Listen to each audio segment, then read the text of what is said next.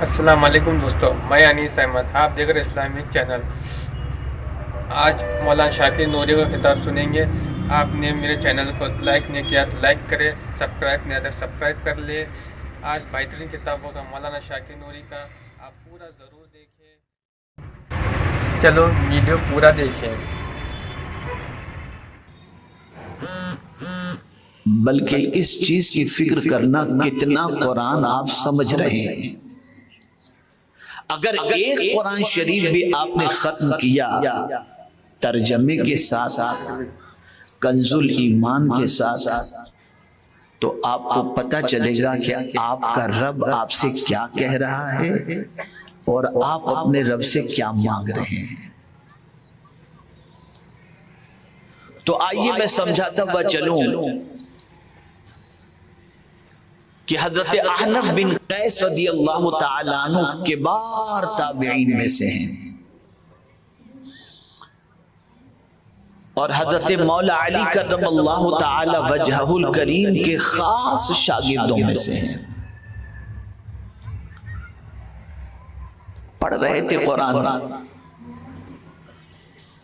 اور قرآن کی تلاوت میں اس آیت پر پہنچے، لَقَدْ أَنزَلْنَا إِلَيْكُمْ كِتَابًا فِيهِ ذِكْرُكُمْ۔ کانپ گئے،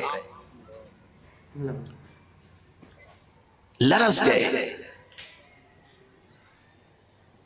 اور دل میں خیال پیدا ہوا کیا قرآن میں میرا ذکر بھی موجود ہے؟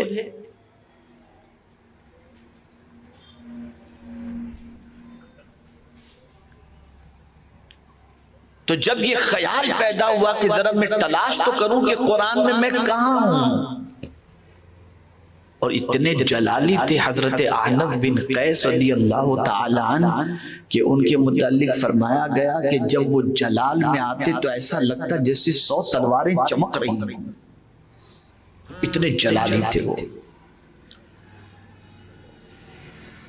تو جب حضرت احنف بن قیس رضی اللہ تعالیٰ عنہ نے اس آیت کریمہ کی تلاوت کی، اس کے بعد انہوں نے سوچا چلو میں قرآن میں خود کو تلاش کرتا ہوں۔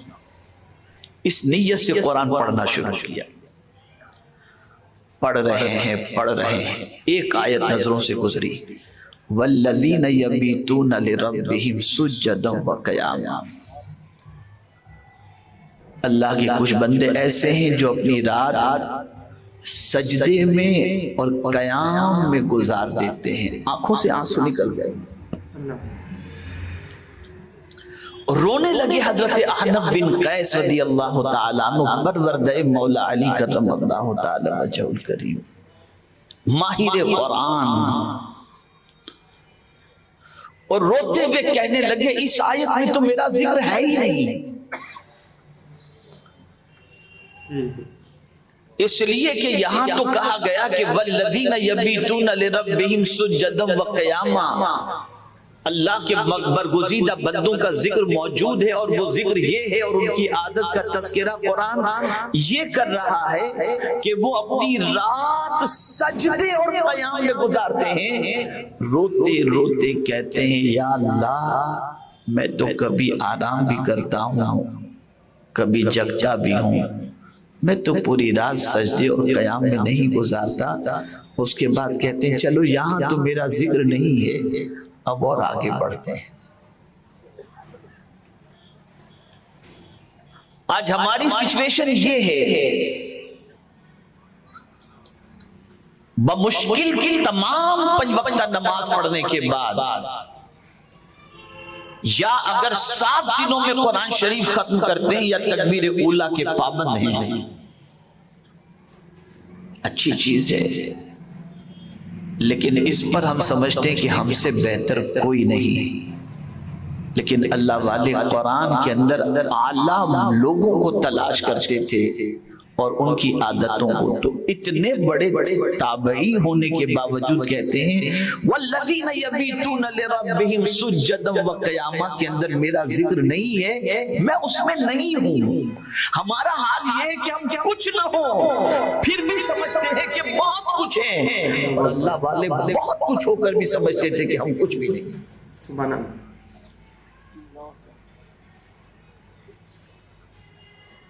ہماری راتیں پتہ نہیں کیسی گزرتی ہیں،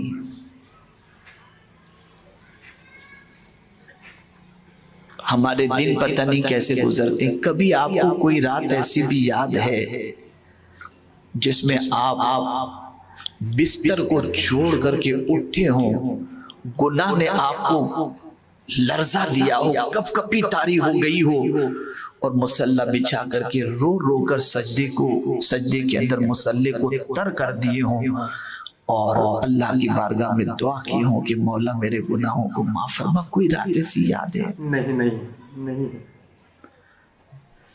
بلکہ آج کے مسلمان کی رات کی پوزیشن یہ ہے کہ وہ فجر کی نماز کے لیے بیدار ہونا بھی اپنے لیے بوجھ تصور کرتا ہے، اور سوچتا ہے میں کیسے اٹھوں۔ صحیح بات ہے۔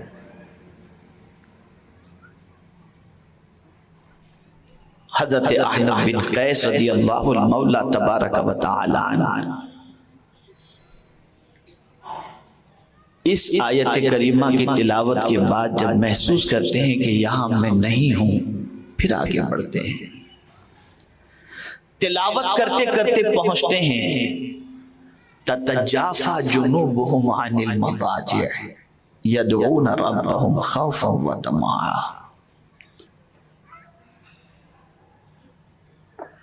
جب یہ آیت کریمہ پڑھتے ہیں پھر لرز جاتے ہیں، اللہ اکبر، کہ میں تو اپنے پہلو کو بستر سے چھوڑتا ہی نہیں،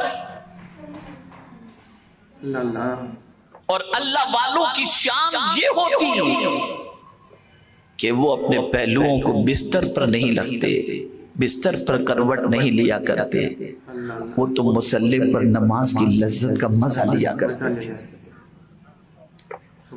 وہاں بھی انہوں نے کہا یہاں میرا ذکر موجود نہیں، میں اس میں اپنے آپ کو نہیں پاتا۔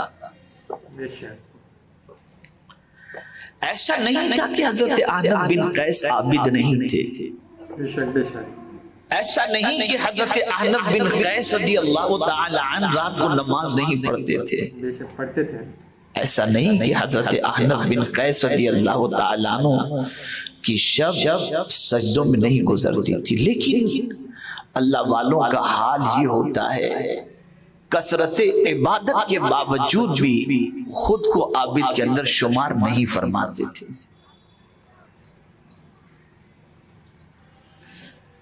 پھر اس کے بعد آگے بڑھتے ہیں اور سوچتے ہیں یہاں بھی میں نہیں ہوں، چلو اور آگے بڑھوں، کہاں ہوں میں ذرا دیکھوں تو صحیح۔ پھر ایک آیت نظروں سے گزرتی ہے، والذین یجتنبون کبائر الاسم والفواحش واذا ما غضبوا هم یغفرون۔ لرز جاتے ہیں۔ اب یہاں سے ہم سمجھیے گا، وہ لوگ جو بے حیائی اور کبیرہ گناہوں سے اجتناب کرتے ہیں اور جب غصہ آتا ہے تو معاف کر دیتے ہیں، روئے، خوب روئے، کہ اللہ کے نیک بندوں کی خاصیت یہ ہوتی ہے کہ وہ کبیرہ گناہوں سے بھی بچتے ہیں، فواحش اور بے حیائی سے بھی بچتے ہیں، اور غصہ آتا ہے تو معاف بھی کر دیتے ہیں۔ میں تو اس میں نہیں ہوں، تو کیا معاذ اللہ حضرت احنف بن قیس گناہ کبیرہ کرتے تھے؟ نہیں۔ مقام بلند ہو تو سوچ بھی بلند ہوتی ہے، اس کو ذہن میں رکھیے گا۔ ہمارے نزدیک جو کبیرہ گناہ ہیں وہ الگ ہیں، اور اللہ والوں کے نزدیک کبیرہ گناہ کچھ الگ ہوتے ہیں۔ اب آئیے میں بتاؤں کہ اللہ والوں کے نزدیک کبیرہ گناہ کیا ہوتے ہیں۔ زندگی پر یہ جملہ یاد رکھیے گا، اللہ والوں کے نزدیک کبیرہ گناہ یہ ہوتا ہے کہ اللہ کے علاوہ کسی سے امید رکھ لی جائے تو وہ سمجھتے ہیں یہ کبیرہ گناہ۔ اللہ اکبر، اللہ اکبر۔ واللہ کے علاوہ کسی سے امید نہیں رکھتے۔ اسی لیے حضور صلی اللہ علیہ وسلم سے فرمایا گیا کہ دنیا والوں کو بتا دو میرے محبوب تم مجھے کتنا چاہتے ہو. تو کہا ان صلاتی و نسکی و محیای و مماتی للہ رب العالمین. میری نماز، میری قربانی، میرا جینا، میرا مرنا سب کچھ اللہ رب العالمین کے لیے. سبحان اللہ. اللہ والوں کے نزدیک اللہ کے علاوہ کسی سے امید رکھنا یہ ان کے نزدیک کبیرہ گناہ ہوتا. یہاں ایک واقعہ سناؤ تو آپ کو سمجھ میں آئے گا. حضرت رابعہ ادویہ رضی اللہ تعالی عنہا بیمار ہو گئی.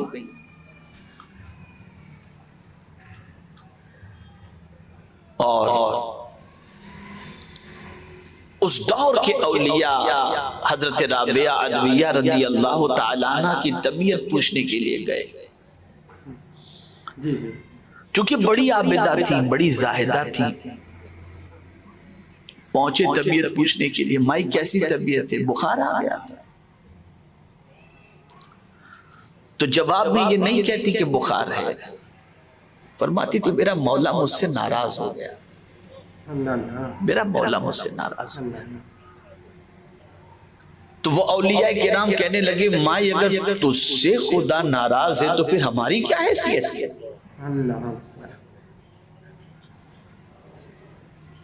کہا نہیں بس مجھ سے میرا خدا ناراض ہو گیا. تو ایک بزرگ نے ہمت کر کے پوچھ لیا مائی اگر تو کہہ رہی ہے خدا تجھ سے ناراض ہے تو تجھے کیسے پتا چلا کہ تیرا مولا تجھ سے ناراض ہے؟ جواب سنیے.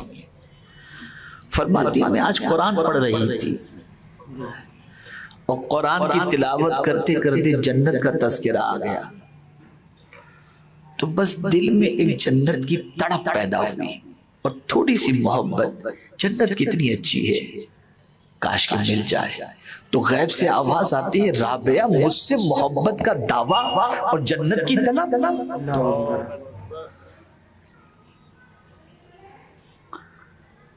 دعویٰ کر رہی ہو مجھ سے محبت کا اور جنت کی طلب. اونچا مقام ہو تو پھر اونچا معاملہ بھی ہوا کرتا ہے. جنت کی طلب کی دعا تو حدیث میں موجود ہے، کوئی غلط کام نہیں تھا، لیکن جب اسٹیٹس اونچا ہو، درجہ اونچا ہو تو سوچ بھی اونچی ہوا کرتی ہے اور پھر اس کے حساب سے رہنا بھی پڑتا ہے. اے رسول گرامی وقار صلی اللہ تعالی علیہ وسلم کے دیوانوں تو عرض یہ کر رہا تھا اللہ والوں کا حال یہ ہوتا ہے کہ وہ اللہ سے امید رکھتے ہیں اور جہاں ادھر سے توجہ ہٹی اللہ کے ولی سمجھتے ہیں کہ ہم گناہ کبیرہ کے مرتکب ہو گئے. اس کو پایا کہاں پایا؟ پڑھ رہے ہیں قرآن، تلاش کر رہے ہیں خود کو قرآن میں، پہنچتے ہیں اس آیت پر وَآخَرُونَ اعْتَرَفُوا بِذُنُوبِهِمْ خَلَطُوا عَمَلًا سَيِّئًا وَآخَرَ سَيِّئًا عَسَى اللَّهُ أَن يَتُوبَ عَلَيْهِمْ إِنَّ اللَّهَ غَفُورٌ رَحِيمٌ. بس یہاں پہنچے آنکھوں سے آنسو نکل گئے، مولا میں نے خود کو پا لیا. اللہ یہ کون کہہ رہا ہے؟ حضرت احنف بن قیس کہہ رہے ہیں.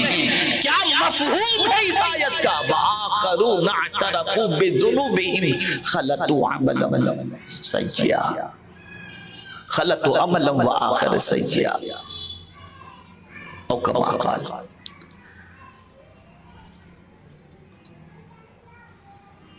وہ ان میں سے ایک جنہوں نے اعتراف کر لیا، کس چیز کا؟ گناہوں کا اقرار کر لیا. غزوہ تبوک کے موقع کی بات ہے. اس موقع پر صحابہ نے حضور کی بارگاہ میں جو غزوہ تبوک میں شریک نہیں ہوئے تھے انہوں نے ایکسپٹ کر لیا کہ حضور یہ ہم سے غلطی ہو گئی، ہم گناہ کا اقرار کرتے ہیں. اب ان کی کیفیت کیا تھی؟ تو قرآن کہتا ہے خلط ملت والی پوزیشن تھی. کچھ اچھے کام تھے، کچھ گناہ تھے. گناہ سے مراد یہ حضور کے ساتھ غزوہ تبوک میں شریک نہیں ہوئے تو اب یہ چیز کو نیکی بھی گناہ بھی. اعتراف گناہ नेकी भी और गुनाह भी। कुरान कहता है अस्सलाहु अन यतूब अलैहि, करीब है कि अल्लाह ताला उनकी तौबा कबूल फरमा ले, वो अल्लाह से तौबा करे। और बेशक अल्लाह माफ करने वाला मेहरबान है। ए रसूल आज़म सल्लल्लाहु अलैहि वसल्लम के दीवानों मिजाज अता किया हजरत अहनफ बिन कैस रज़ियल्लाहु ताला अन्हु। हजार तुम्हारे दामन पर नेकियां मौजूद हो, लेकिन फिर भी ये सोचो कि मैं गुनहगार, और अल्लाह से अपने गुनाहों का इकरार करते रहो, अल्लाह से अपने गुनाहों पर नादिम और शर्मिंदा होते रहो। ये ना सोचो कि मेरे दामन पर सिर्फ नेकियों के धब्बे लगे हैं, कुछ नेकियां ही मौजूद हैं, बल्कि कुछ नेकियां होंगी, कुछ गुनाह भी होंगे। अल्लाह से तौबा किया करो, और बेशक अल्लाह माफ करने वाला मेहर। इंशाअल्लाह अगली वीडियो में मिलेंगे। अल्लाह हाफिज, दुआ में याद रखें।